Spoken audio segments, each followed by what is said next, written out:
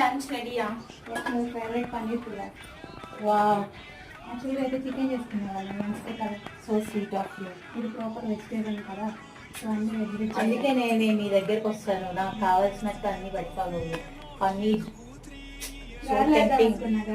గారెలు బ్రేక్ఫాస్ట్ కి పెడుతుంది చాలు.